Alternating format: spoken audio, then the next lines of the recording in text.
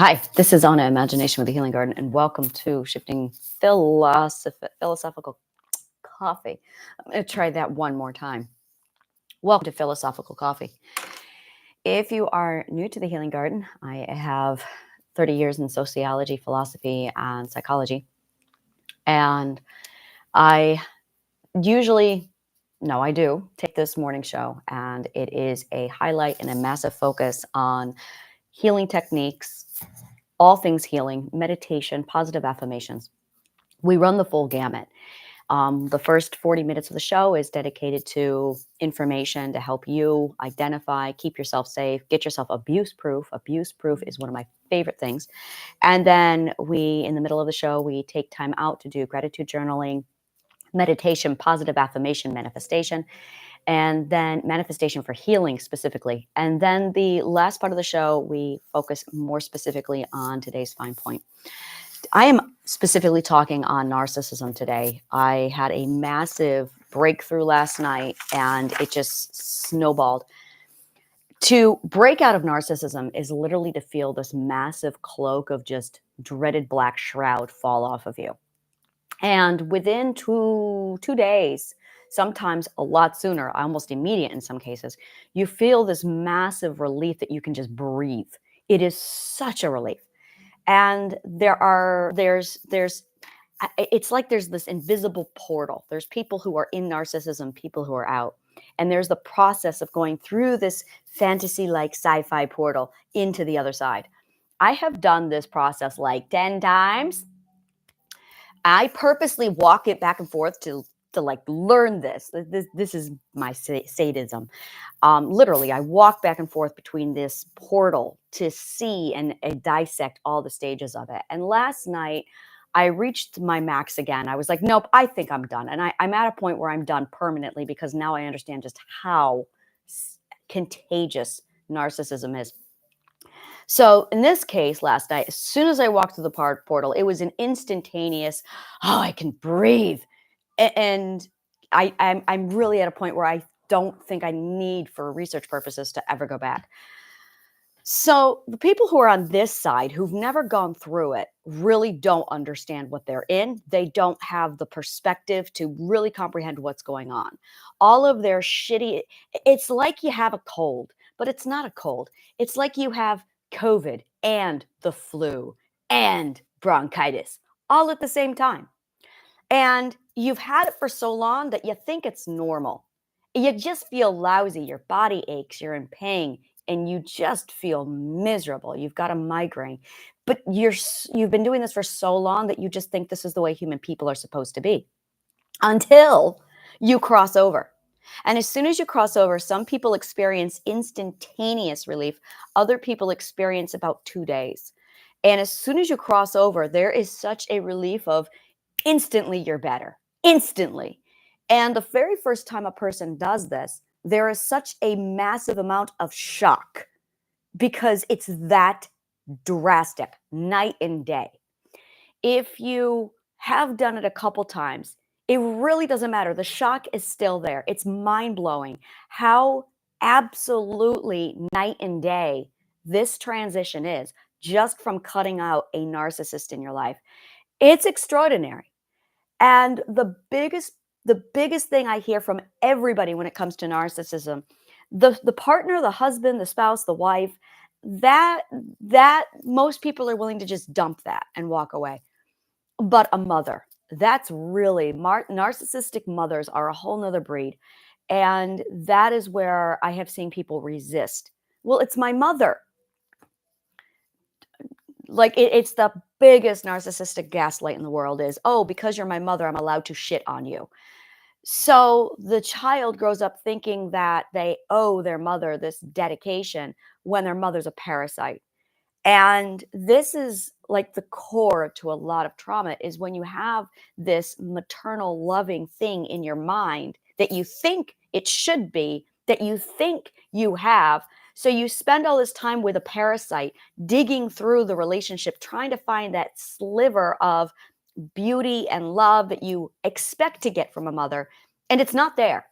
And there is no hope. There is no getting better. You don't get better from narcissism. You dump that shit and it's day and night.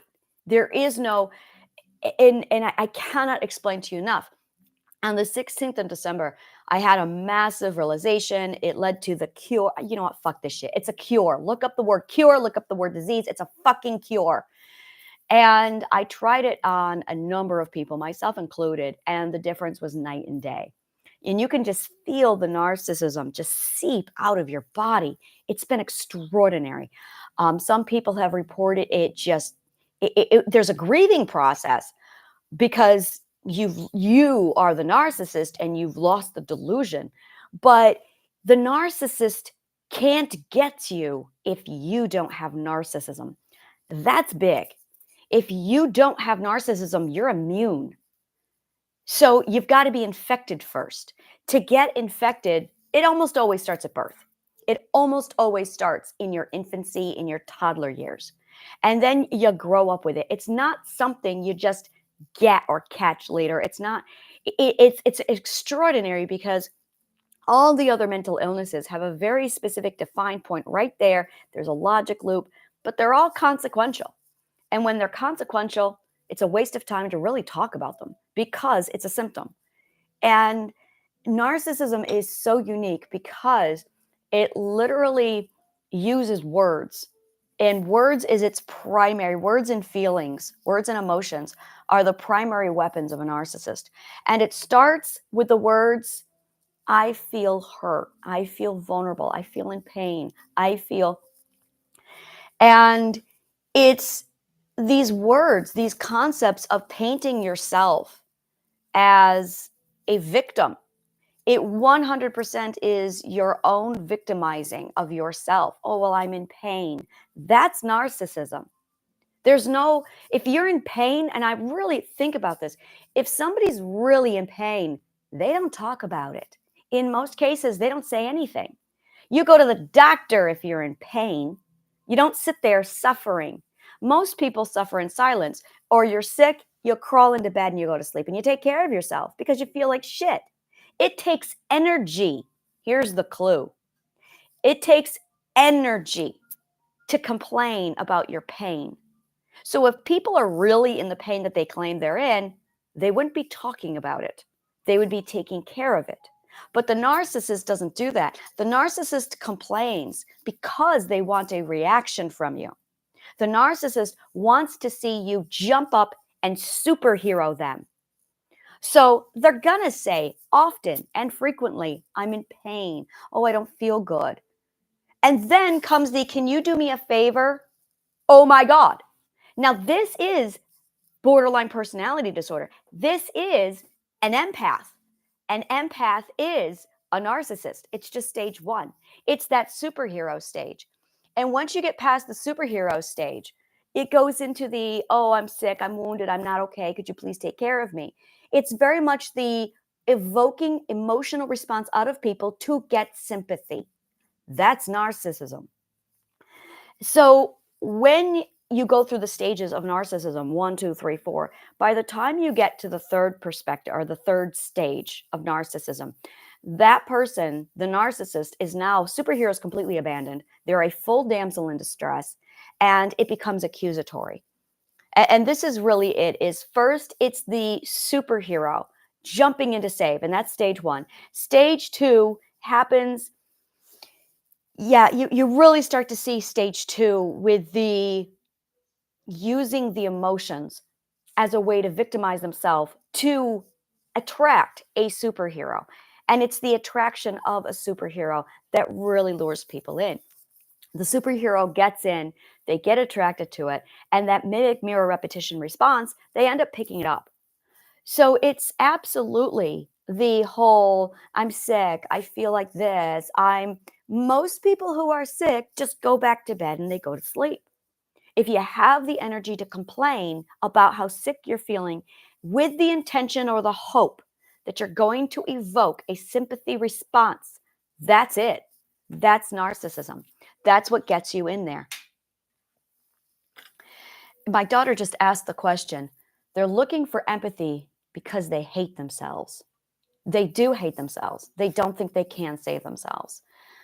Are they looking for empathy? Sympathy. Sympathy is when it's given to you. Empathy and sympathy are really, it's different. They want sympathy. They want to be saved. Empathy is actually, and this is embarrassing for me personally, is I just discovered the emotion empathy like a week ago. And empathy is a second perspective point of view. It is very much a second person point of view. And it is the allowance that when you say something, for instance, this is actually empathy. It's when you say things like, I'm going to tell this person that I'm sick. Wait a minute. How would that make them feel if I tell them that I'm sick? Would they feel bad for me? And then empathy is going out of your way to make sure that you don't make them feel bad because you're sick. That's empathy. This concept of glorifying the empath is fucking bullshit. It's manipulative. It's narcissism. This glorification of, oh, I can feel people's feelings. No, you can't. You are projecting your own problem onto other people. There is so much of vulnerable projection. And this is easily the biggest delusion that empaths have to get over, is they think they can feel other people's emotions. What they are really doing, what they are really experiencing is a trigger. It's an emotional trigger. It's unlike any other kind of trigger. They see someone suffer, and actually what's going on is it triggers their trauma memory of a time when they suffered. It's actually PTSD. I went through significant witnessing and suffering of animal abuse. I won't get into it. But whenever I see an animal suffer to this day, I remember my suffering from when I watched all of those animals suffering. Now, the cats, most of them died from distemper. Distemper is an upper respiratory infection that suffocates. There's no emotional pain that I know of with it. It's not emotional suffering. It is upper respiratory suffocation. But when I see an animal suffer, I feel so bad for that animal that I can't be around it. Oh my God, I can't be around it. That's not empathy. That is PTSD, because I am remembering way back when I had that type of emotional suffering and I couldn't do anything to help them. Had it actually been empathy, I would have felt like I was suffocating from distemper. And this is a huge, huge misconception that a lot of people don't get. If you're an empath, what you really are is you have significant emotional PTSD associated with other people suffering because you associate yourself suffering from once upon a time back when you cried and no one came. That's PTSD. And that is a huge, and the people who are ignored to that level, again, we're back to the narcissism, where either no one valued your emotions enough to care, which is also narcissism, is when your words and your own emotions have zero value. So you over heighten your emotions trying to get the attention of others so that somebody can save you. And when that doesn't work, you jack up your emotions even more to give it out there, to get more attraction, but if you are living with somebody who's a narcissist to the point where they're stage 3, stage 4, it's not going to have any effect. What it does do is communicate to you that your words and your emotions are valueless. Now, this is where it gets dangerous. Your words and your emotions have value. I had no idea, which is why I didn't think they could hurt anybody. Because if they hurt people, then why the fuck didn't my parents notice when I was crying and screaming when I was a child? Because they also were stage 3 narcissists. And that's, by the time you get to that point, you're so numb to emotions and words that you can feel them all going out, but you can't feel any coming in. So this is really, really understanding how and where narcissism gets started. It's all in the value of your words and your emotions. It's all in using your words and emotions to try and evoke a response because you do want someone to care. You absolutely do want someone to care. But the words and the emotions aren't doing it. And the problem isn't your words or your emotions. The problem isn't your actions. The problem is the people who you have in your life are assholes. And when you get around normal people, healthy people, people who actually give a shit, you're going to get a completely different response. The response that you live with is now no longer compatible with healthy people. And that's really a big part of this, is understanding how the empath, this is why empaths attract narcissists, is because both of them have the proper codependent parasitic formula that the other wants and needs. The narcissist wants to be saved. The empath wants to do the saving, the superhero. That's why. If you're walking around with a cape on going, I'm going to save everybody, well, the first in line is going to be the superhero. Or I'm sorry, the first in line is going to be the narcissist. But the narcissist takes the superhero, drains them, beats them down until the superhero is paralyzed, drained of energy, incapacitated, and they need a superhero because they have given 130% to the narcissist that they don't have anything left to save them. And the narcissist sure as fuck isn't taking care of them. So this is where the superhero is going, well, I don't have any more resources. The narcissist has taken all of my resources. The narcissist isn't helping me. I need help. And this is where, while superhero number one is working on and helping the narcissist, while the narcissist is just parasitically draining them, they're over their shoulder going, I need the superhero, and you'll have another superhero come in. So at that point, this superhero then toggles between being a superhero to the narcissist and being borderline or narcissist to the superhero. I need help. I need, and because of mimic, mirror, repetition, response, you're going to repeat the exact same thing you've heard the narcissist say because this is who you've chosen to keep company with. This is who you have chosen to keep company with. Every time you choose to keep company with somebody, you are choosing what toxicity, what health you want in your circle. And it's extraordinary to see. And it's, oh, well, it's my mother, so she's got a free pass. No. If your mother is absolutely toxic, get her out. There's no obligation. Giving birth to you is not a VIP free pass to treat you like shit. And it's there's that choice where, and every person has to make this. How much are you going to prioritize your mother? Mothers are absolutely freaking sadistic in our culture today because of how we have groomed them to become, how we have punished them if they are anything less than what we want and expect of them, which is mostly a bunch of narcissists, because our idea of motherhood is narcissism. We live in a culture with narcissism and mothering is synonymous, absolutely synonymous. We live in a culture where romance is synonymous with narcissism. Christianity is synonymous with narcissism. And it's to the point where, and bottom line, that's really it. Romance, Christianity, and motherhood. These three things are loaded with narcissism. I had somebody text me the other day, and she was just like, it's everywhere. And yes, it's everywhere. It is so permeated in our culture that it's suffocating. Our culture is rape culture. Our culture is narcissist culture. Everybody's got this thing. And the very first thing I did after I realized that the narcissist cure works, I sent it to everybody in my circle. I'm like, here you go. And I just gave it to everybody.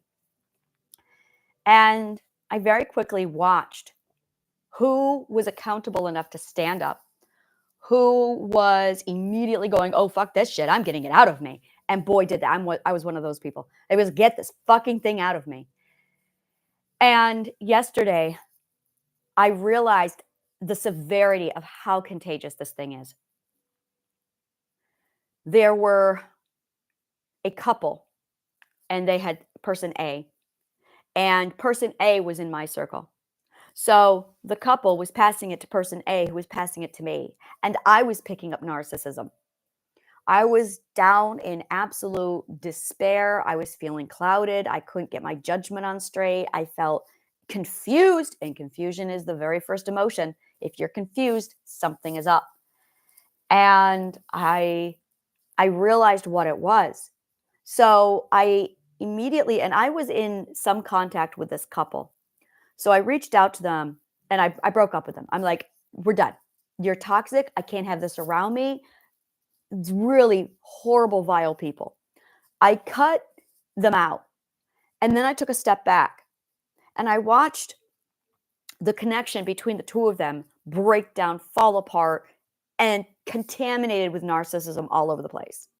I'm in pain. I'm hurt. No, there we go. That's it. That's it. And I backed way off from that. And that's like as soon as you agree to be friends with somebody who has narcissistic friends, you've agreed to let a tap of narcissism into your circle. It's that contagious. I say contagious because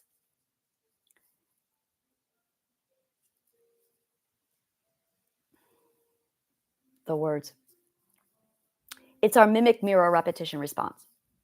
It is 100% us mimicking just from our learning center. What we see, we behave. We do what we see. We do what we are around. The more you're around it, the more you do it. So if you're going to choose people who are narcissistic and act like narcissists and superheroes, you're going to pick it up. You can't not do it. It is how we learn. And as a result, it spreads through our mimicry. Really, that's it. I say highly contagious, same thing. It spreads through our mimic learning response. That is how narcissism works. It spreads through our mimic mirror response.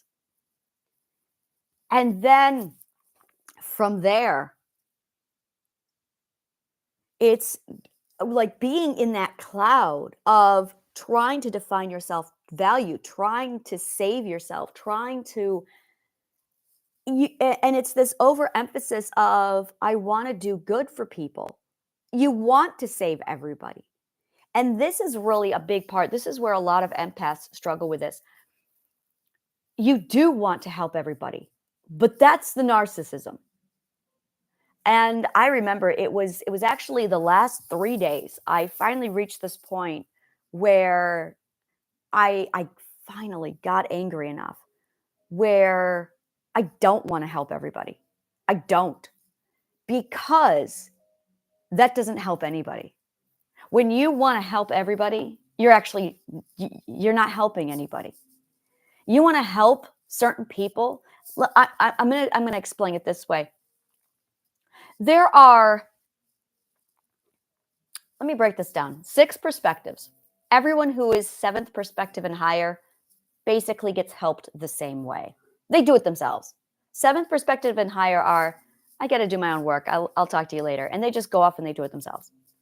6 perspectives need a little guidance, but for the most part, they're on that, I'm going to do it myself. 5th perspectives, they toggle. They might want the just DIY. Yeah, you've got your DIY, but they also might need a little bit more hand holding. Now you get into the 4th perspectives and lower, and this is where things change. 3rd perspectives don't want help. They think they're right. They think that there's nothing to fix. So the 3rd perspectives are kind of like, yeah, let them on their own. The 1st perspectives want their mothers to do it for them. The 2nd perspectives will pray. And the 4th perspectives will just deal with it because that's the manly thing to do. I don't want to help the 3rd perspectives because they don't want my help. As far as the mother, the people who are like, I want my mother to do it for me, they've got other lessons that they need to learn. 2nd perspectives have their lessons to learn. 4th perspectives have their lessons to learn. I don't want to help these people. They don't want my help. It's unanimous. They have their own journey that they need to figure out. And primarily, it's they need to learn to get smart or they can suffer. And bottom line, that's it. Because the more smart you get, that's when you get into the fifth perspective where you realize, oh, I do need help. I do need direction. And that's where they start doing the self-help books. That's when they start going out and doing things, and they're pretty stable. And the empath, the superhero narcissist, will kill themselves trying to save everybody who's first, second, third, and fourth perspective. There will be people laying on the ground from mortar and from mortar, and they'll be just like falling apart, dying dead. They'll be screaming, "No, let me die!" And the empath superhero will save them. You'll have other people who are suicidal and legitimately wanting to jump off the bridge, and the superhero will be there trying to save them. The very first rule of all of this is you must save yourself. And if you get help from other people before you learn this lesson, it's actually going to hinder you. It's going to hurt you. So there's a whole lot of empaths who are on this massive save the world thing. And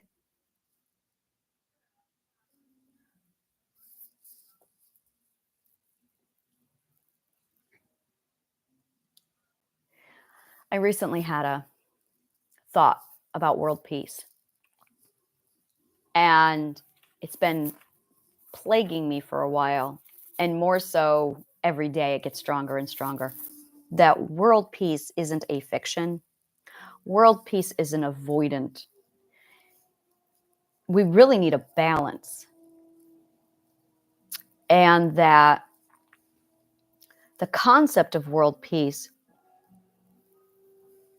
is 100% everybody happy, 100% abundance.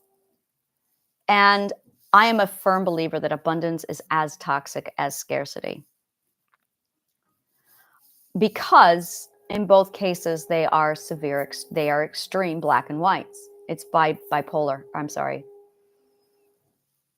It is, what is it called? Bilineal? I cannot remember it. I just completely I completely forgot what I was saying. It is binary. That's what I'm trying to say. It is binary thinking. It is polarized thinking. It's black and white.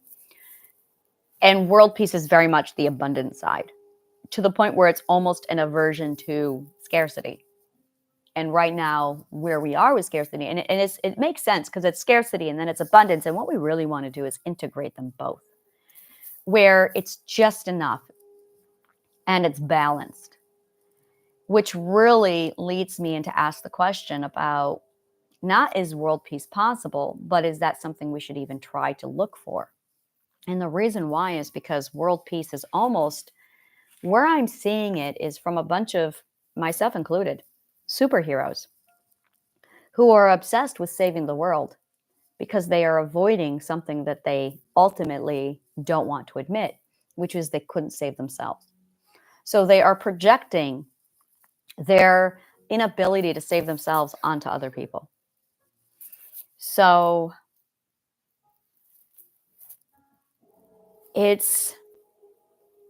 there is this one ethic that is the most interesting of all ethics.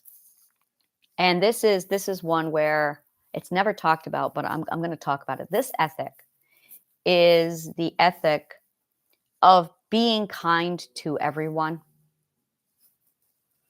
It's the ethic of saving everybody. And the more I look into this ethic, the more I'm beginning to think it's not an ethic at all. It's a mental illness. And I've seen people argue and fight with this particular ethic, insisting that it's the right thing to do, that it's moral.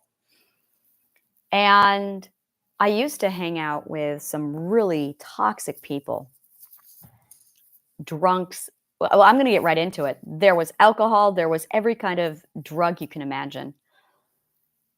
I don't know if they were nice or good people. No one would ever talk more beyond what their name was. And even then, you were getting a fake name.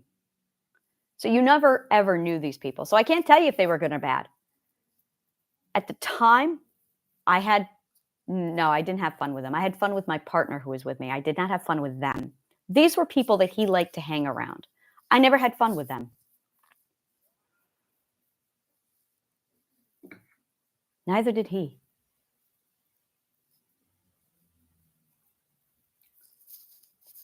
I'm having a personal minute. Give me a minute here. It's suddenly me processing shit.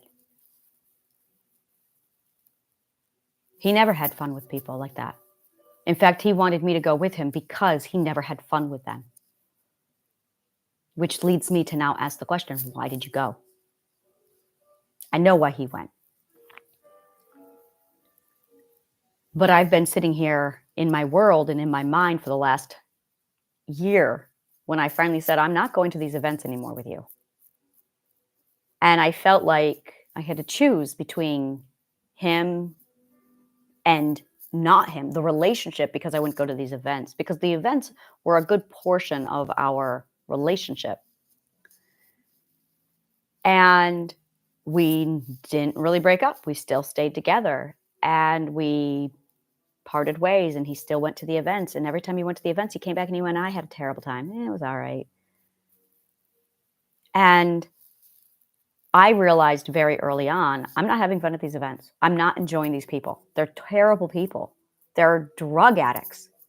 And every one of them, I felt like I had to save all of them. And in fact, when they found out I was a psychologist, I would spend the events literally working. And then they took advantage of my profession, and they would text me after, and they'd be like wanting to get free sessions all the time. And he would argue with me that I shouldn't judge them. And he would argue with me that I didn't need to be so judgmental of them. He was over empathetic. He was projecting. I see it now. I'm learning right now. He was projecting his own judging those people with judging him because he viewed them as himself. He saw himself in those people. So for me to judge them, he thought I was judging him, which is why he was so defensive for his friends. And they weren't his friends. They are who he viewed he was. He's got a lot to work out, clearly. And I'm going, I see now. I'm loving this breakthrough I'm having right now because I can just see it's like all the dominoes in my head suddenly lined right up and went, and I went, whoa, okay, I'm seeing all of the logic suddenly. And it's changing my perspective so that the cognitive dissonance in my brain is just going away. But this is narcissism.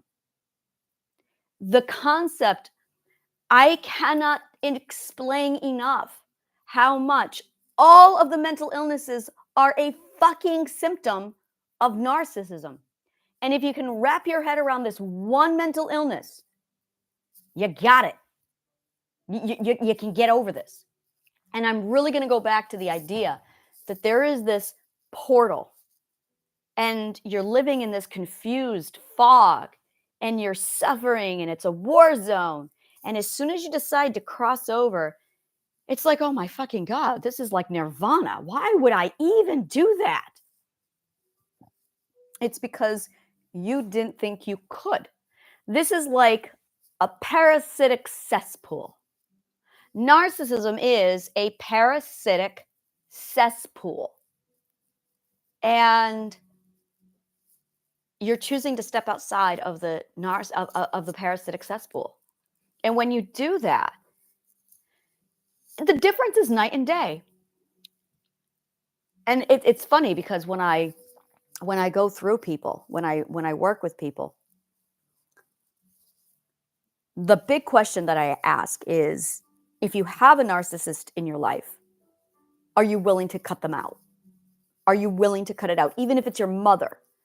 Because, and this is something I won't do, is I'll use my try to healing, build you up, and then you run back to the narcissist and go back to the cesspool. And I'm like, I don't do that shit. I don't do the yo-yo healing shit. Yeah, I do not do yo-yo healing shit. And bottom line, that is something I don't touch. So it was this wonderful, I feel fucking good. I feel fucking fantastic. And I'm going to be spending a lot of my time over the next week just really trying to paint the picture of what this looks like in the narcissistic parasitic cesspool and what it looks like on the other side. Because the sooner you realize that you've got it and you're in it, and then how to get out of it. How to get out of it is basically awareness. You just need to become aware of it. It's loving yourself. You have to hate the narcissism more than you love what you're getting from it. You have to be honest about what you are getting from narcissism. What narcissism gives you. That's going to be like the title of a book I write. What you get from narcissism. What narcissism gives to you. Because you are getting something from it. You do value it. That's why you're there. What are you getting from it? So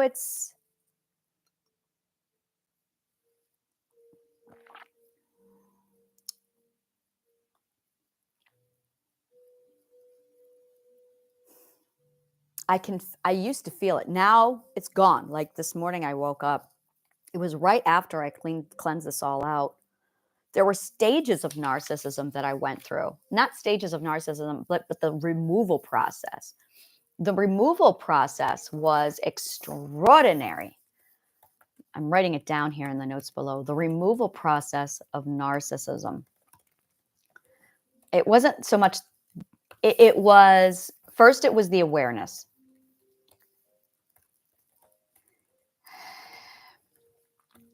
And then it was the shock and the awe. And then it was the disgust. Self-loathing. That was hard to get through. And then there's the grief. And then there's the anger. Now we're going through the stages of grief. But the disgust and the self-loathing are huge. I almost want to say, yeah, the disgust, yeah, that came in with the guilt. Not shame, the guilt.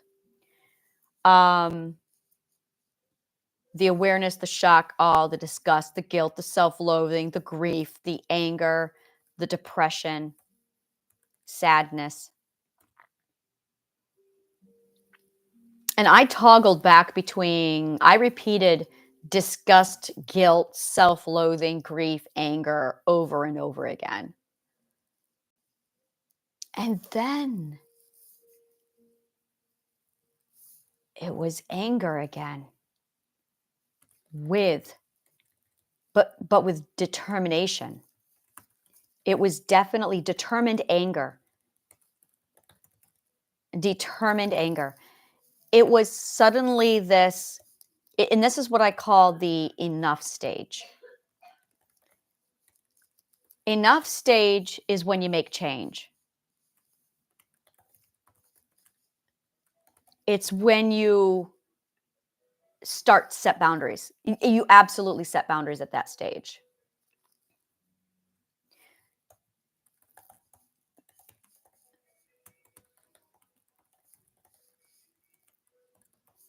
Okay.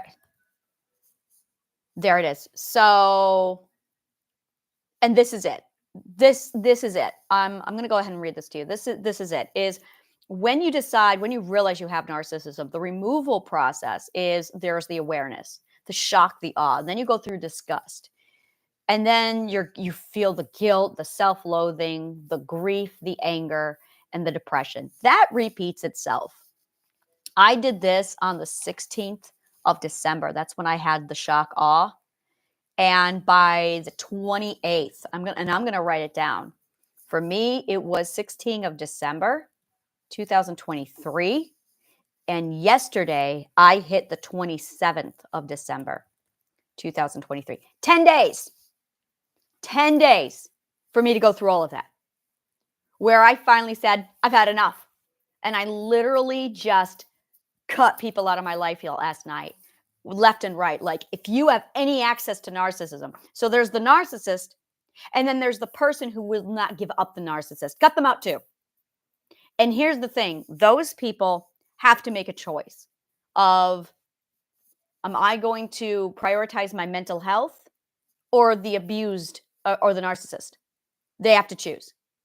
And if the person is not willing to give up the narcissist and prioritize their mental health, don't let them around you, because your mimic mirror learning response is going to pick that up. And you don't get to control this. This is so ingrained into the human person brain that it's just how we are. If you have somebody who is choosing to be around narcissists and they won't make that disconnection, and you're around them, you are going to, your mimic mirror learning response is going to mimic that. You're going to pick up narcissism. You can't not do it. So, and this is what I did with people was, look, you have exposure to a narcissist in your life. The mimic mirror repetition response is going to have me absorb it. And that's going to pass on to my children. Now I'm mad. So now it's cutting you out. Go away. Get away. After you have cut out the appropriate people in your life, then come back to me. But you need to first make the cut. And if you don't want to make the cut, that's fine. You apparently prioritize a narcissist more than you do your mental health. I can't have those people in my life. And it's not a, well, I'm going to do it. This is really, really important, because there are some people who are going to try and do this, where they negotiate, where they say, well, what if I'll do it, and then they hang around you. No, after you have made the choice, after you have crossed over, here is that gorgeous fantasy portal of cesspool narcissism and nirvana. You have to cross over. That's when we can be friends. That's when we can work on mental healing and health, because that type of, it's that toxic. It is that contagious. And it does not take long. I was free of narcissism. How fast does it work? I want to say it works in like 3 days. 3 days exposure to a narcissist. See, now I want to put myself around another narcissist just to see how long it takes before I pick up on it again. Where it's from what I can remember, it was a 3-day exposure. After 3 days of hanging around a narcissist, I was picking it up. 3 fucking days. I want to do more research to prove this, to confirm it, but 3 fucking days. That is how contagious it is. So when you understand the level of how quickly this spreads, protect yourself. Protect yourself. And it's at a point where I have this portion of Triadic Healing, literally the narcissist cure. And I will meet with someone and I'll give them the narcissist cure and then watch what they do with it. And what they do with it depends on whether or not I will work with them. So there's a lot of other things, but that's like the very first thing I do is, okay, we're going to first clear out your narcissism, because I'm not going to be around you and have that exposed to me. Like it's very limited exposure, because boundaries. There's a lot of people who do not understand what boundaries are. I just had this conversation with my daughter last night, and she's like, what's a boundary? It's not words. Words are not boundaries. A boundary is a fence. It's literally an obstacle between you and the people who could do you harm. It is called access denied. A boundary is simply no engagement. You don't have to use words. There are no words. Boundaries are not you telling people. The way I explain it, I have my circle of trust, and there's 5 levels on the circle of trust. Levels 5, 4, and 3 don't get words. They just have denied access. Let me put it to you this way. You go to a concert. You're there to see your favorite musician. You have a boundary. If you don't have a ticket, you don't get in. The ticket is the boundary. Let's say you have a ticket. You get in. Now you're in the audience. You can go to the mosh pit. There you go. You can also buy a VIP ticket to get backstage pass and access. Now, that backstage pass with VIP access, now that's a boundary. There's no words. The band is not walking up to you and saying, you don't have a ticket. You're not allowed to come in here. No, you just don't get in. I'm going to say that again. You just don't get in. And that's it right there. You just don't get in. It's somebody invites you to an event. Okay, I can choose to ignore their text. I can choose to accept their invitation, or I can reject and decline their invitation. If you choose to accept the invitation, now you have agreed to grant access. And that's all this is. This is just access. Once and I go to the event, I'm hanging out with this friend. We're having a good time. Now it's going to come to, if I'm not having a good time, I'm there as myself and I'm going to leave. Bottom line, I'm going to leave. If I'm there with someone, sorry, I just had another moment and I just went, oh, I'm starting to learn how this goes. I'm growing. It feels good. Choosing to go to an event alone. Choosing when it's your time to leave. Somebody shows up and they're not good for you. You allowing yourself the ability to leave.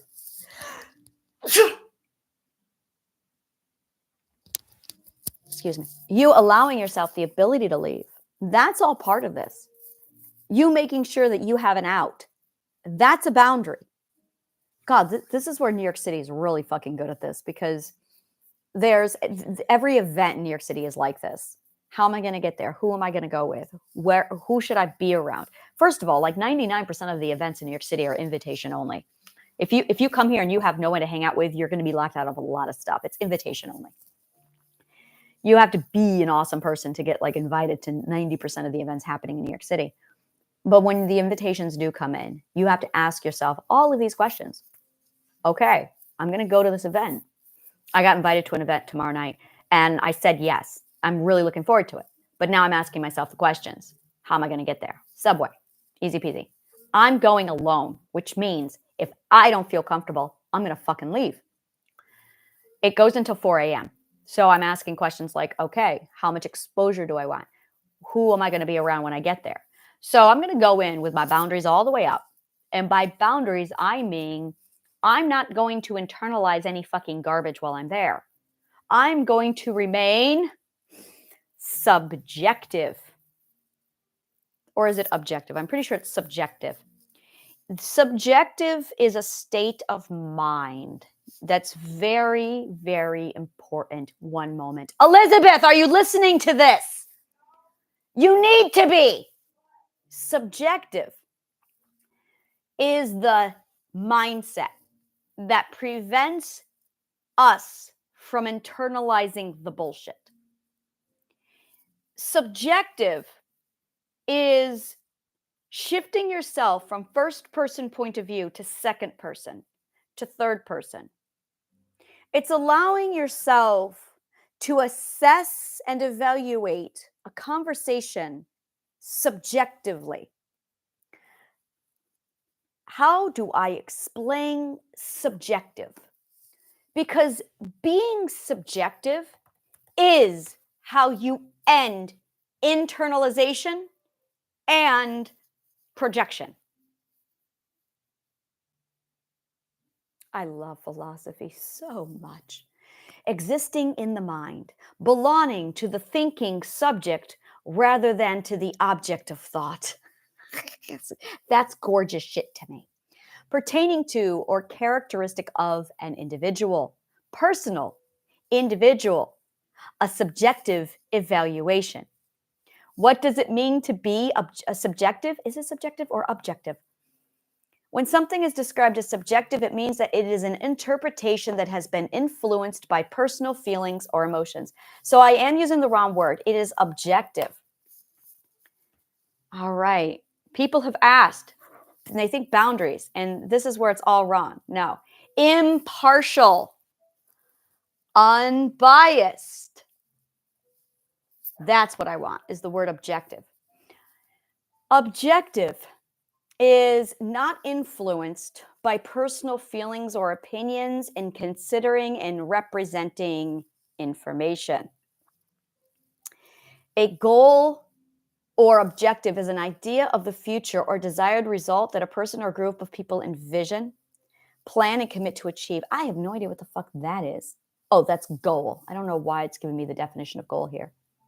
Stresses a tendency to view events as apart from one's self. To view as apart from oneself. So we're going to really sit down. When a person internalizes and projects, you can internalize and you can internalize and project. I'm going to be blunt. You can't project without internalizing. You can internalize and then attack yourself. You can internalize and then turn towards self-loathing, or you can internalize and then lash out. That's projection. But internalization has occurred in both situations. Furthermore, in order to do this, people like me, walk around going, just use your boundaries, just use your boundaries. Now, I'm going to translate a whole lot of psych garbage for you. This is really what we need to be saying. The reason why you are internalizing is because you are not objective. That's why. The reason why you are over-internalizing or internalizing, the reason why you are projecting is because you are not objective. Now, boundaries will teach you and train you how, they're tools to keep you objective, but they actually don't get you there. Yeah. This is what I mean by language is fucking sloppy. And I'm guilty because I've been screaming this for the last year and I realized we're saying the wrong things. So let's talk about objective versus subjective and what that means as far as boundaries go. Because if you really want to stop internalizing, you need to become objective. And it has almost nothing to do with boundaries. It has to do with your mindset. So I'm going to Google how to become objective, because this is really what it is. See, for me, it's don't take it, and this is it, don't take it personally. When you internalize, what you are doing is taking it personally. How do you do it? You don't value. You don't value. You stop valuing. You stop valuing their opinion. You become secure. Really, that's it. Here's the train. You use boundaries, which empowers you, which makes you feel secure, which allows you to stop valuing other people, which then makes you objective. That's really what we need to be teaching you guys. Sorry. So I'm going to write this down. It's going to be in the notes here below. Okay. How to become objective. And in parentheses, how to stop internalizing shit. All right, ready? Ready? Use boundaries. Oh, which empowers you, which then makes you feel secure. This is so funny to me. I can't read my own handwriting. Right, so then you stop valuing, and then you become objective. There you go, that's the path. That's the path. Why? Oh, it's because I said shit.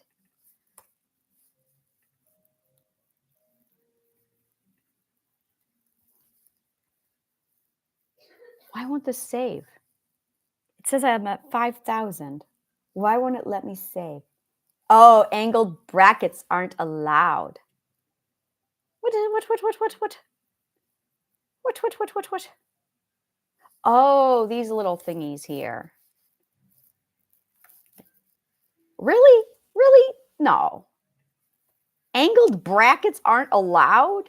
Give me a minute. This is the biggest. Angled brackets aren't allowed. How do I even begin to break that down?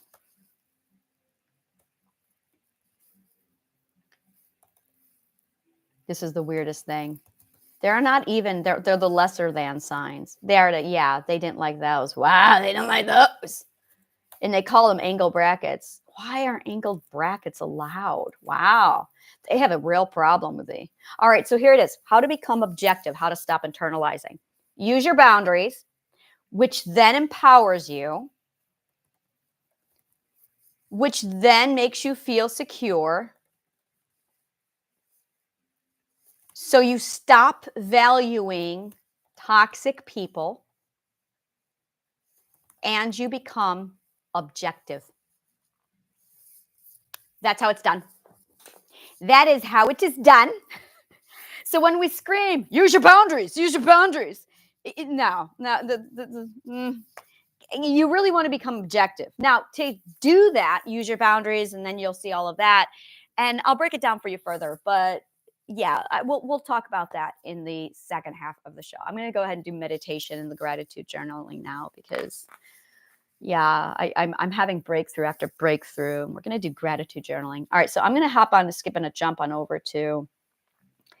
All right, so if you go to my website, Honest Healing Garden, I have a slideshow on my homepage that says healing exercises. And we are going to do those healing exercises now. I love doing this. It's so easy peasy. La da da da da. All right, so healing exercises. Click on that. All right. My God, this feels so good. All right.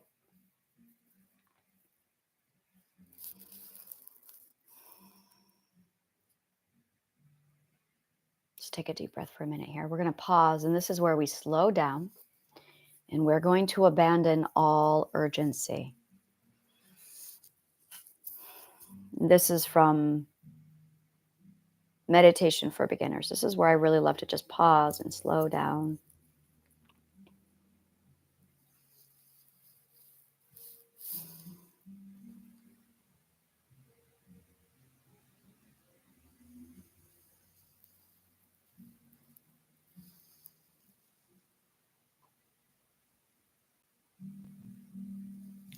Envision who you are at the end of your goal. Think about who you want to be. Think about all the things that you want to be, who you want to be, what characteristics, what qualities you have. Really just sit with it for a minute.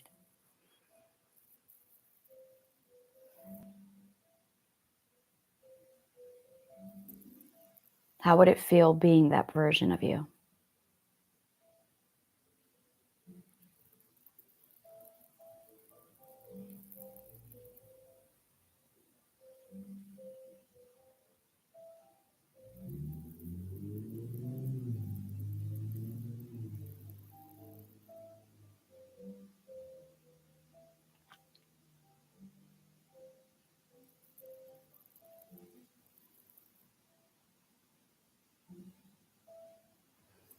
Don't wait to become that person. Become that person now.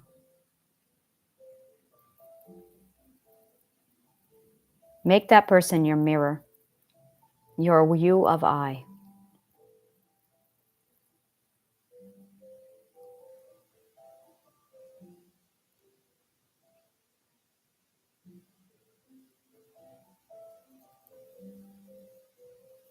Deep breath in.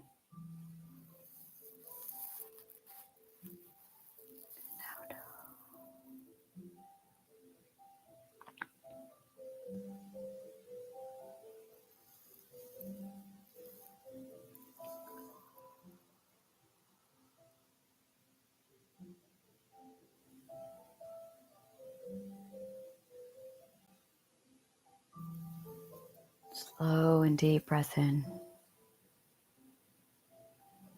Urgency is a manipulative tactic that does not allow us to think. Slow down.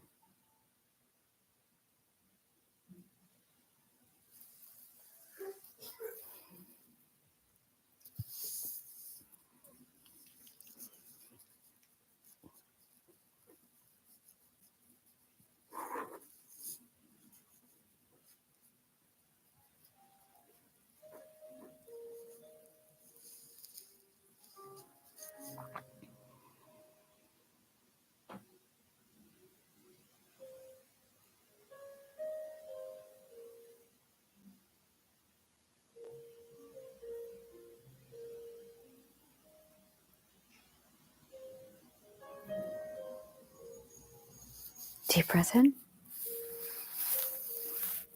and out.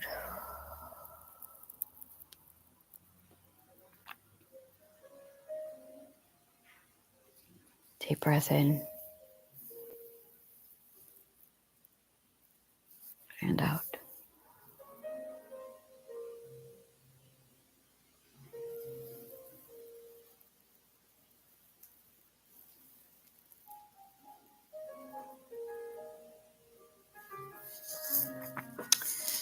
Okay, go ahead and write down, you are grateful.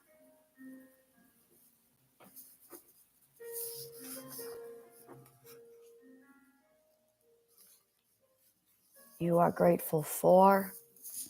Be sure you use the words, you are grateful. And then count the skills, the qualities.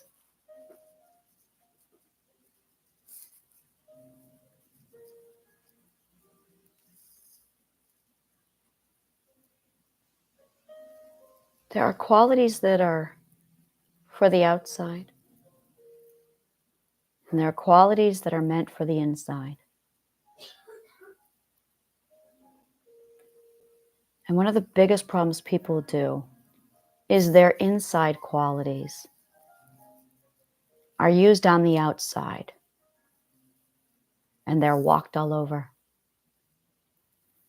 And their outside qualities are used on the inside, and they walk all over friends and loved ones.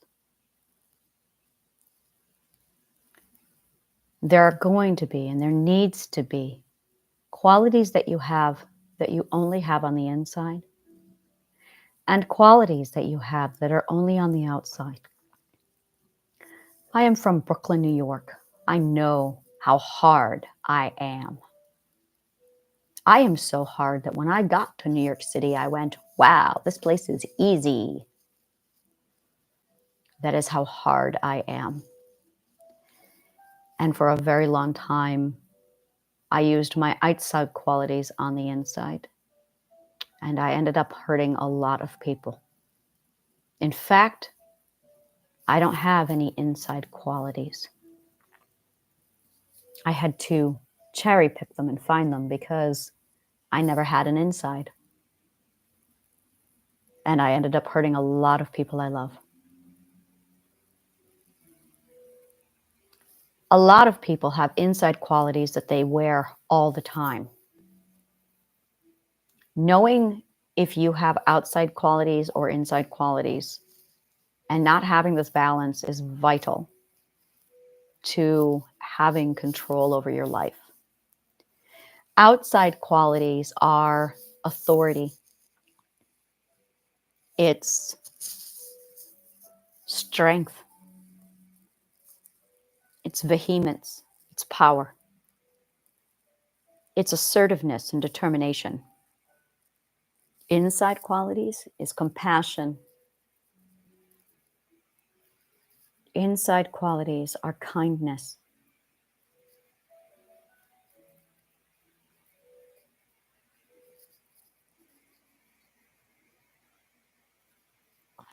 Gentleness and tenderness are inside qualities. And because we're not aware of inside qualities versus outside qualities,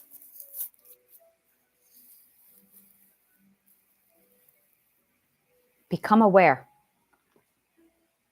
It's vital that you become aware. So, you are grateful for. Go ahead and start journaling.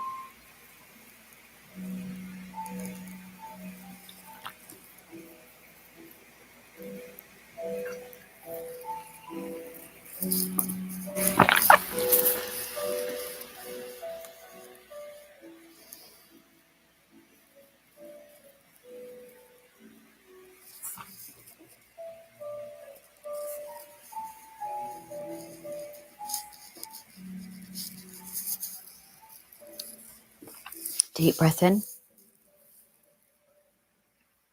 and out.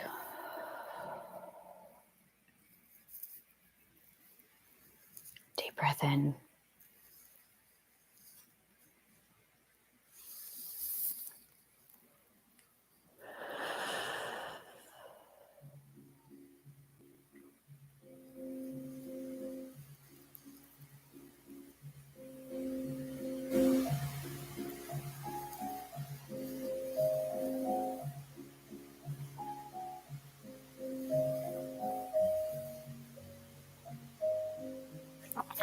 Deep breath in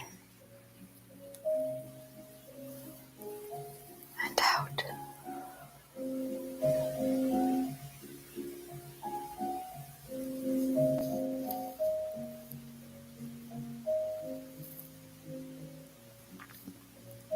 Deep breath in. 1, 2, 3, 4. Hold. 2, 3, 4. Out. 2, 3, 4. Hold.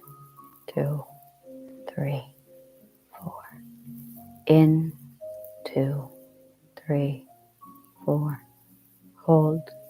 2, 3, 4. Out. 2, 3, 4. Hold. 2, 3, 4. In. 2, 3, 4. Hold. 2, 3, 4. Out. 2, 3, 4. Hold. 2, 3, 4. In. 2, 3, 4. Hold. 2, 3, 4. In. 2, 3, 4. Out. 2, 3, 4.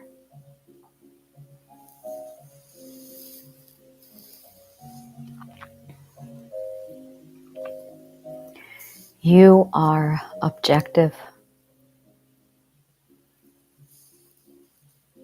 You are strong. You are determined. You are fearless. You know who you are. You know your truth. You know what you desire. You have all the resources you need to keep yourself safe. You are free. You are resourceful. You have all the power and strength that you need. You save yourself. You only need yourself.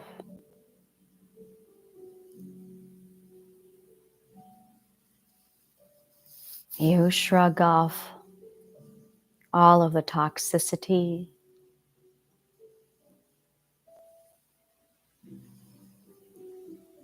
You release all that does not align with your dreams. You release all that does not align with your dreams. You are home.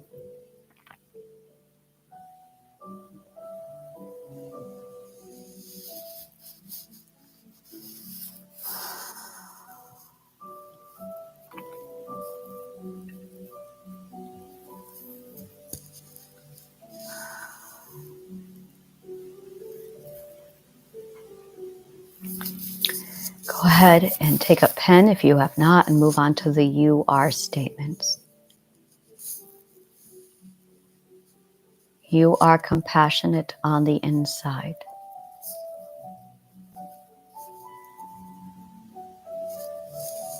You are kind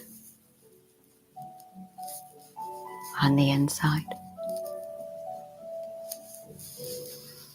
You are helpful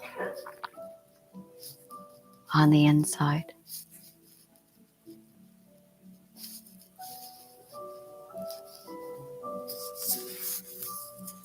You are authoritative. You are strong. You are appreciative.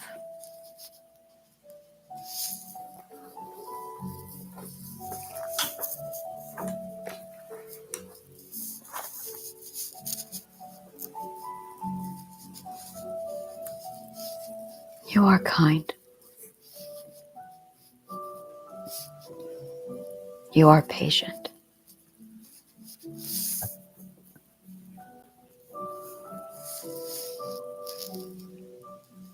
You are secure.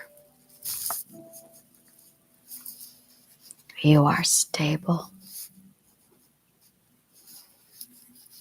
You are certain.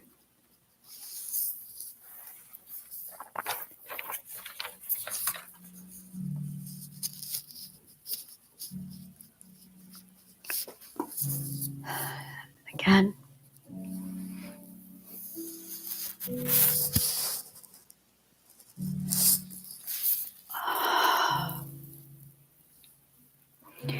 I really want to do yoga.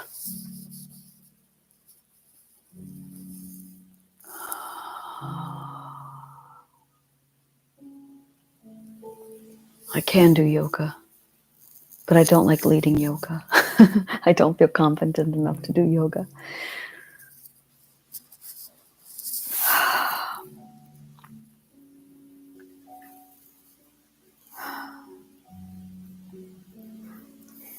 Objective. It is a word that I don't think I've ever heard in all of my therapy. I don't even know how to do it. I gotta research this stuff. How to become objective.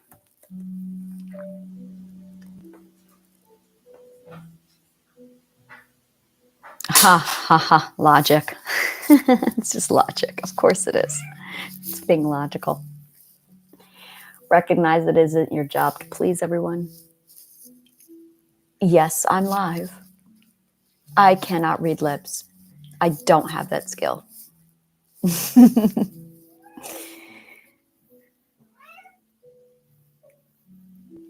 It's unbiased. It's just security. How do you become an objective thinker?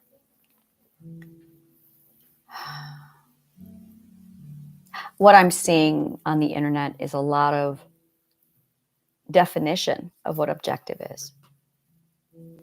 Well, you just need to not be prejudiced. Fear. Well, if it's basically the more afraid you are, the more subjective you become, because it's literally personal insecurity. An insecure person takes it personally. It is directly linked to that. So really the question is, an objective, I almost want to say that being objective is a consequence, which means we shouldn't be focusing on objectivity. We should be focusing on security. I know how to resolve insecurity. Basically, insecurity is directly proportionate to how afraid you are. It's proof of concept. We're back to proof of concept. And we're back to the first triangle. I want, I do, there's your proof of concept. I become, therefore I am. Do that over and over again.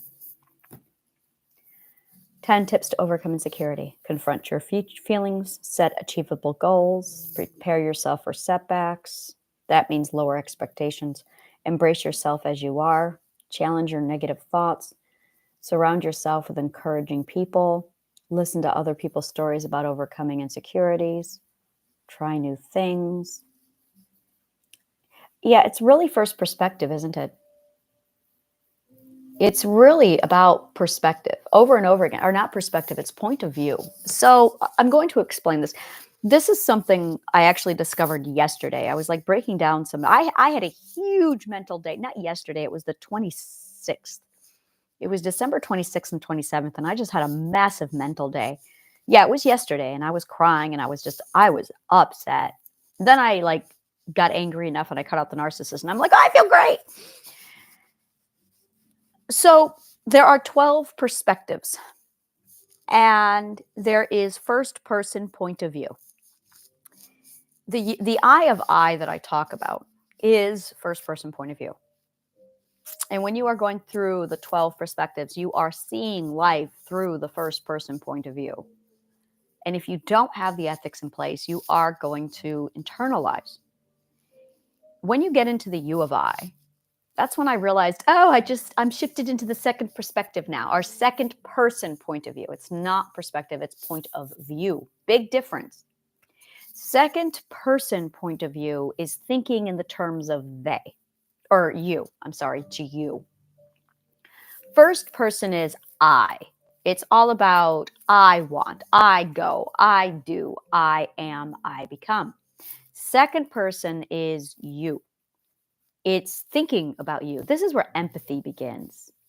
Second point of view is all about empathy. And this is what I mean by, I had no idea what empathy was until recently. It's because to be empathetic is often confused with PTSD, with emotional projection and internalization. Yeah, it's 100% internalizing not another person's emotions. You are internalizing and putting yourself PTSD wise not into the shoes of somebody else. It's you remembering your own trauma from it's that person is alone. I remember what it felt like when I was alone. This is not empathy. And so you feel excruciating pain for their loneliness and suffering. No, you're not. You are projecting your own past suffering onto yourself into the present, which was triggered by watching someone else suffer from loneliness. That's not empathy. Empathy is when someone says, I lost my job. Or better yet, it's when you open your mouth to say, wow, I don't like your shoes. And before you say that, you pause and you think, how would they feel? How would I feel? No, it's how would they feel if they heard this from me? And it's imagining their emotional response to your words. It is really a different way to think. It is literally thinking in second person point of view. That is empathy, is thinking with second person point of view. And this, so many people confuse this internalized PTSD emotional projection versus actual second person point of view concept. And it's a huge, huge difference because empathy is all about them. Empathy is all about them, real empathy. The bullshit that everyone thinks is empathy is all about you. And that's the difference. When you go, oh my God, I feel it. I can feel their pain. Well, you've made their pain all about you. That isn't empathy. That's the opposite of empathy. That is you internalizing because you remember your own pain, and that's PTSD. If you were actually empathetic, you would be thinking about them. And it's this real twisted mindset where if you are using the word I all over the place, I feel their pain. Well, that's not empathy. That is you internalizing and making it about you. We call that narcissism. Empathy is you making their pain all about them. It's about you making your statements all about them and removing the I from the equation. That's empathy. So that if you say to somebody, you hurt me the other night, not even, let's do something more like, it's really thinking about how they would feel in response to, and then prioritizing what they are saying, what they are feeling above your need to say it.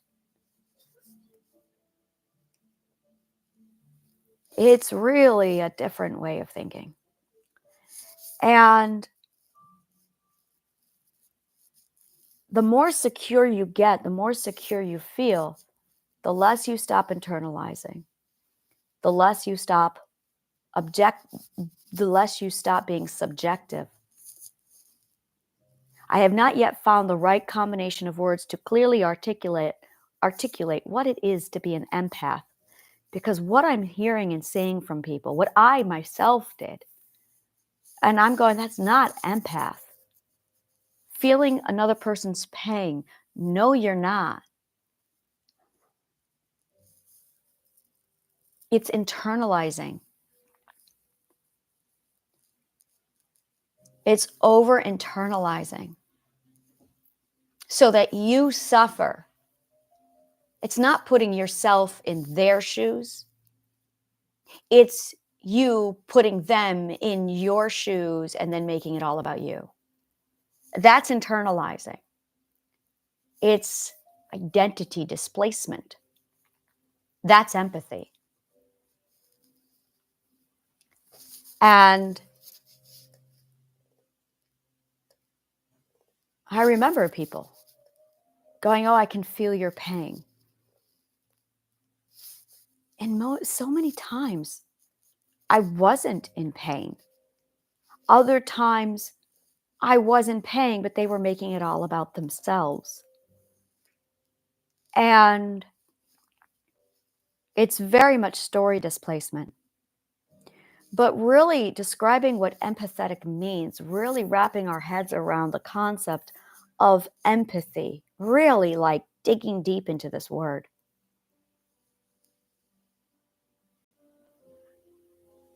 And the best way I can think of it, and the more I'm really thinking and trying to articulate what it's like, it's being mindful of the consequences and values of your words and emotions to others. There, those are the words I needed. It is absolutely being mindful and sensitive to the effect that your words and emotions have on other people. But in order to do that, you have to know that your words and your value and your emotions actually have value. Most empaths do not know this. Most empaths cannot feel this. They don't think that their words and emotions have value. They think that their emotions and words don't affect other people. And you have to value your emotions and your words in order to experience proper empathy. It's very much being mindful and sensitive to the effect that your emotions and words have on other people, and then using them with great care to ensure they don't hurt other people. That's empathetic. That's empathy. An empath is a misnomer for internalizing. You're not an empath, you're internalizing. And that's really, really wrap your head around that. You're not an empath, you're internalizing something not meant for you because you're not using boundaries. Big difference.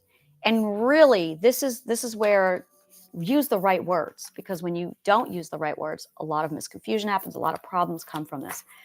But the word objective, oh my God, objective, achieving a state of objectiveness is the core to understanding where you are in the case of internalizing versus projecting. And I will say it again over and over again. When you project, you've already internalized. You cannot project without internalizing. You can either internalize and then self-loathe and then self-attack, or you can internalize and then self-loathe and then attack others. So the concept of projecting and internalizing are the same thing. They're almost synonymous. Like, the more I break it down, the same thing is happening in the psychology. And at the bottom line is you are not being objective. In the case of the internalizer, this is story displacement.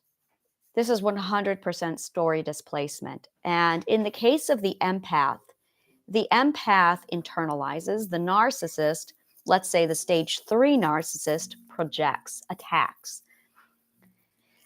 And what it is with the empath, with internalization, it's you have person A and person B.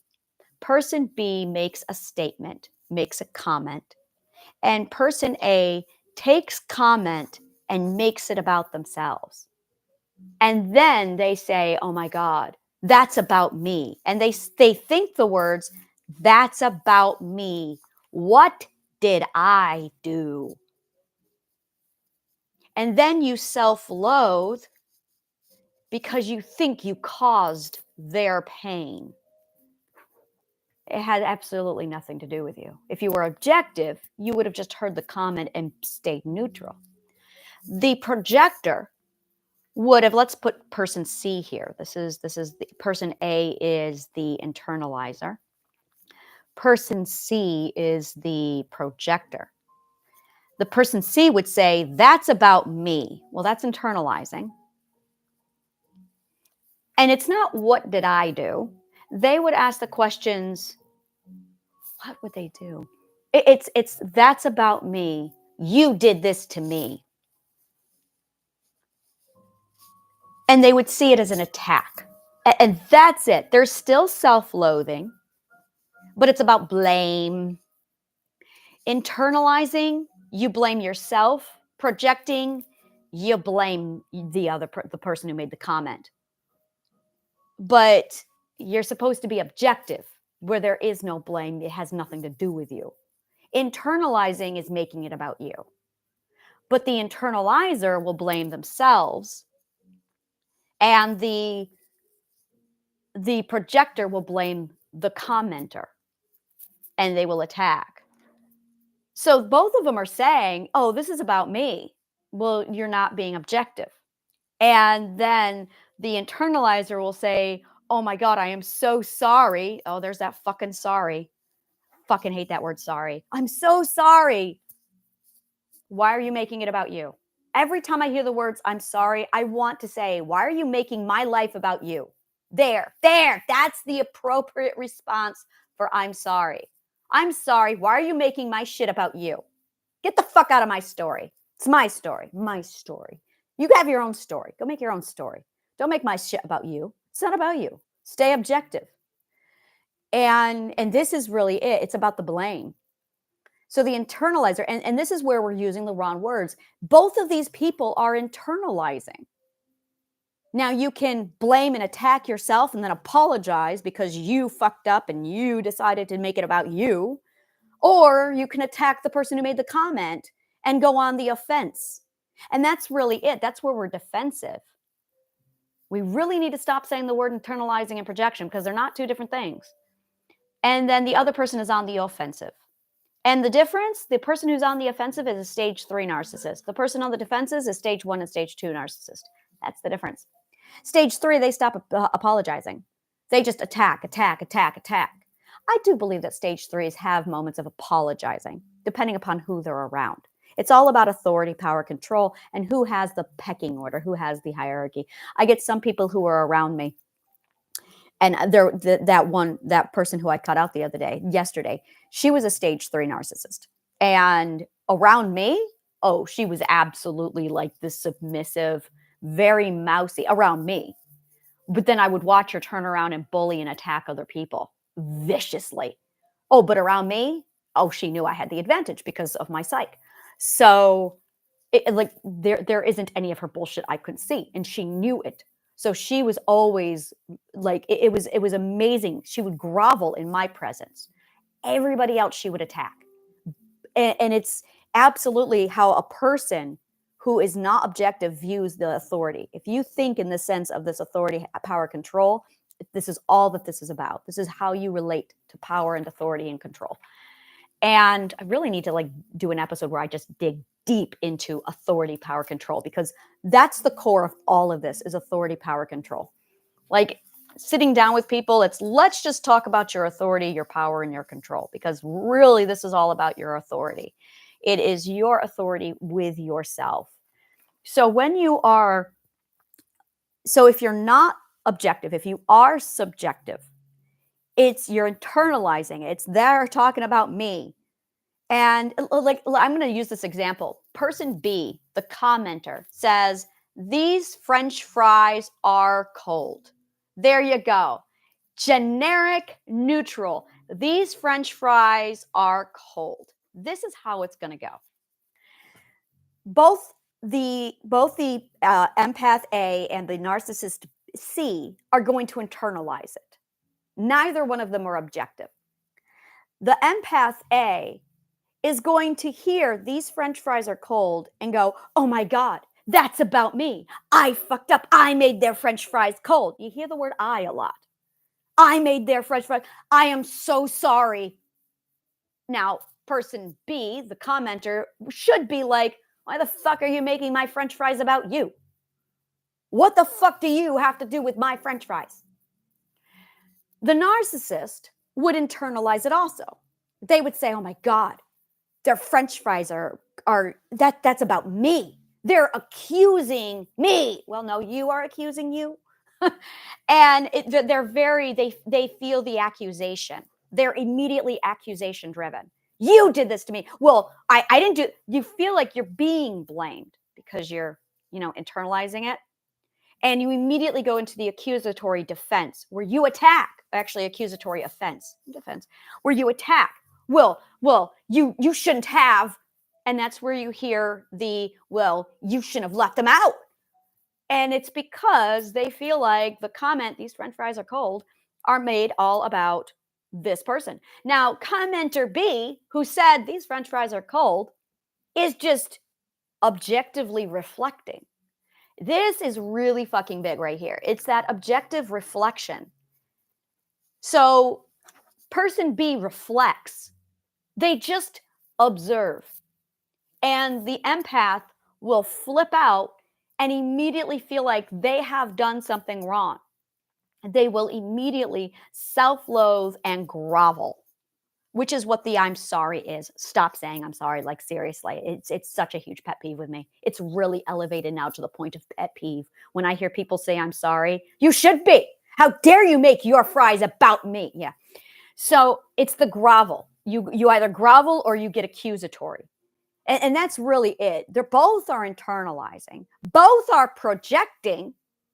The difference is one is groveling and the other's accusing when something was just reflective and objective. Good God, these are the words. So you have somebody who just observes and reflects. And poor person B, they just made an observation, they just reflected, and in most cases, they are just objective. But these fucking insecure people are groveling and accusing over a basic reflective observation. And the reason why is because they lack security. The reason why they lack security is because they lack boundaries. The boundaries are not the words. Oh, well, if I use the words, then people will obey. No. Well, if I use the words and I use the right boundaries and I boss people around and I control them, then everything will fit where it needs to fit. No. It's you need to empower yourself by denying access. It's called using your authority. Yeah, we put the cart before the horse a lot in psychology. All right, let's try and revert. I'm going to reorganize these. All the little pieces are going to get put in place. So it's not that you use boundaries and you get authority. That's my bad. I'll break this down for you. It's that you get authority or you have authority. You decide to claim authority, so you use the boundary. But the using of the boundary looks like, oh, no, be arrogant. Be arrogant. This is authority. This is the decision to finally value yourself enough. And it goes authority. Well, actually, I would say it starts with valuing the self. And then you decide to have authority. So then you start using yourself like this awesome celebrity going, no, access denied, talk to the hand. There you go. Now you start using boundaries.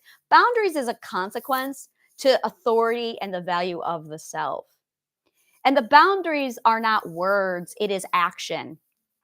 I cannot say that enough. It is action. It is the doing. It is the action. It is you're at that concert and people can buy tickets to your concert, or they can buy backseat passes and VIP access.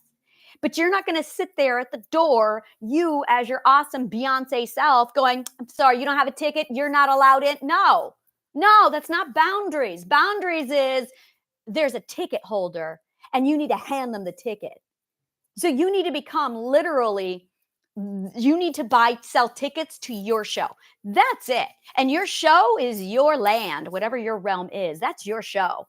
People need to buy tickets to your show. They got to earn those tickets. It doesn't cost money to get access to your show because you're fucking awesome. It's going to take other stuff to get access to your show. It's going to say, first of all, fans only. Let's do this. Let's do this because this is going to be a fun little exercise. We're going to call this an exercise because this is something I'm looking forward to. So we're going to create access to your show. This is what it's going to look like. Okay. First of all, they have to be your fans. I mean, they have to be your super fans. So first, it's pretending that you are this awesome celebrity and knowing that only your fans and your super fans, if they are not like worshiping and kissing your toes, they don't get access because those people are going to support you. They're going to cheer you on. They are your elevator people. They're not going to walk in and tear you down. The access denied. It's like Queen. Hi. It's like Queen has a concert and you're not going to show up there hating Queen. What the fuck are you doing? Haters. Why would you ever allow haters into your world? That's really what we're talking. There's haters and trolls. And you've got this awesome concert. In my example, I'm Anna Land. So I've got Anna Land. This is going to be haters and trolls. I have no use for those shits. Why would I let them into my concert? Why would I even allow them to purchase tickets so they can throw tomatoes on my stage? I mean, come on. This is boundaries. It's not the words. It's the doing. But I've already long since established my value. I've already long since established my authority. Now I'm going to take action. We just need to stop using the word boundaries. Now we're going to take action and enforce my authority and my value. Now, this is the beautiful thing because this is where you get this gorgeous spiral happening where there's basically a 3-part ladder of empowerment that happens. You value the self. You feel authoritative. You deny the access, which makes you value the self, which makes you feel authoritative and empowered, which makes you deny more access, which makes you value the self, which makes you see how this goes. This is what I like to refer to as the empowerment ladder. When I put somebody through my triadic healing, this is what I use, because it's a combination of emotional fuel with mimic mirror repetition response with practice. So when you get this going, it self-propels. It's absolutely a gorgeous combination of literally the empowerment ladder. Now, this is the sick part. The same thing happens for trauma and toxicity. The same thing happens. You have basically, again, it's the value with the authority and then the action, which is the empowerment. I would say that the whole thing is empowerment. Like there's like energy that flows between authority and taking action. And that's the empowerment that drives it, which in turn gives you more value. Now, if you value a narcissist, you're going to lose authority and they're going to disempower you and you're going to lose more value. You're going to be unauthorized. You're going to be more disempowered. You see what's going on here. And that's why when you get into a narcissist circle, it goes downhill real fast. This, by the way, is how narcissism is contagious. This is why it spreads. This is why it goes from stage 1 to stage 4, is because of the value to the authority or unauthority to the disempowerment. So you feel less valuable. So you feel less unauthoritative. So you feel more disempowered, which makes you feel less valued. And suddenly you're at a superhero stage 1 down to a stage 4 narcissist.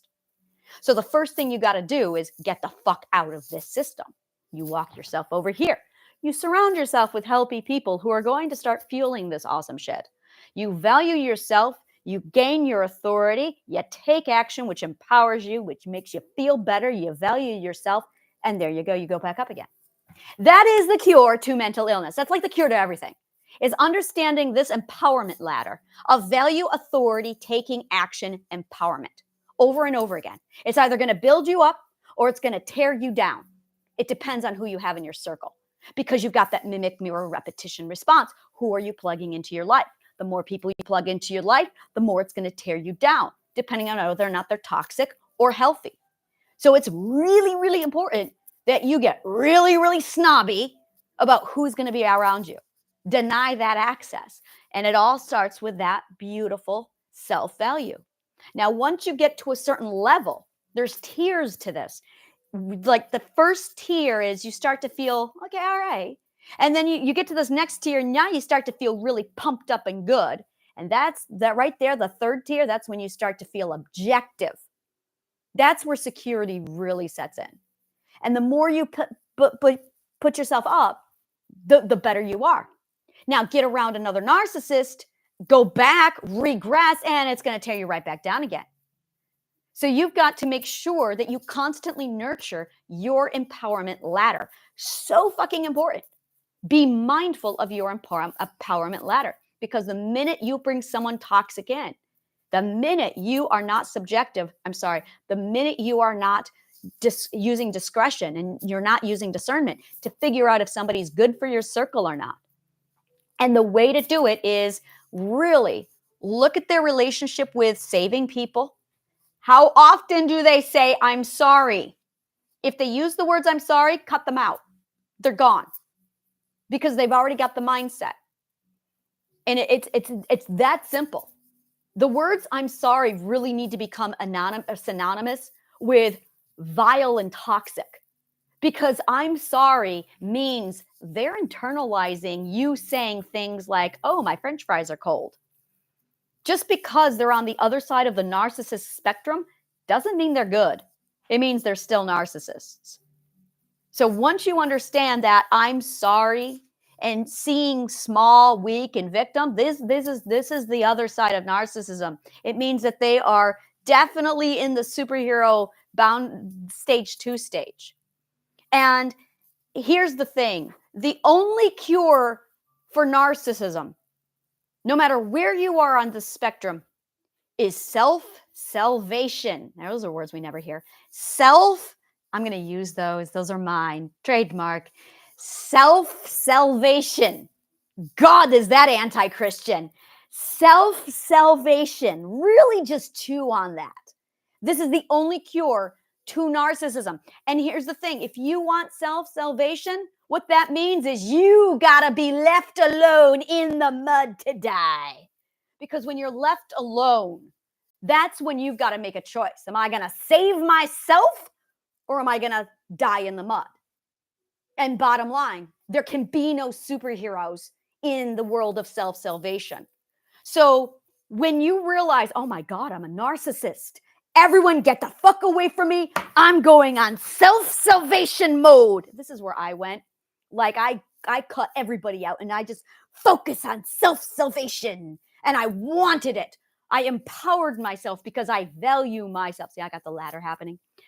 Other people are going to go, no, I need you. Oh, no, you don't. You need to go save yourself. So the best thing you can do for people you love is let them fall down so they can pick themselves up. Everyone needs to stop saving everybody else. Everybody needs to get in their own story. Get your fucking ass back in your story. Make your own adventure about you. Make your own story about you. Stop saving people. Allow them. Let them. I love you so much. I'm going to drop you in the mud and then let you figure out how to get yourself out. I mean, bottom line, you've got to do it at stage 1. Other people have to do it at stage 2. Maybe you have to do it at stage 3. It doesn't matter if you're at stage 4. The cure is the same. Self-salvation. It's not easy, but it's something that we all have to pass. Now, here's the thing. If you don't have narcissism, and if you never had this problem, it's because when you were 1, 2 years old, you already did this. This is how to prevent it. Is really, don't just self-save. And this is the difference between a narcissist who's accountable and a narcissist who's not accountable. This is the difference. The narcissist who's accountable will be happy, will be thrilled about self-salvation. The unaccountable narcissist will be bitter and resentful for self-salvation. And that's the difference. I am still trying to figure out how to get somebody from the point of, I'm trying to help them. Yeah, see the problem? Trying to figure out what it is about that bitter resentment, being angry that no one is helping them, taking it personally, taking it as an attack, feeling abandoned. Abandonment does not exist. It is a fiction emotion and it's bullshit. Loneliness is a fictional emotion. It's bullshit. These are emotions that narcissists made up to guilt other people into control. Abandonment and loneliness do not exist. It's bullshit. They are lies. So that's my current project right now, is trying to figure out how to address the people who are bitter and resentful for having to self-save. Because there's a whole lot of people who are excited, passionate, and thrilled to self-save. And there's other people who are angry, bitter, resentment that they have to self-save. And the people who are bitter, angry, resentful about self-saving, they're beyond hope. They have a lot of other growing that they have to do before they start being thrilled about self-saving. So self-salvation, my God, do I love those words. Thank you so much for being my audience. And may the kindest of words always find you.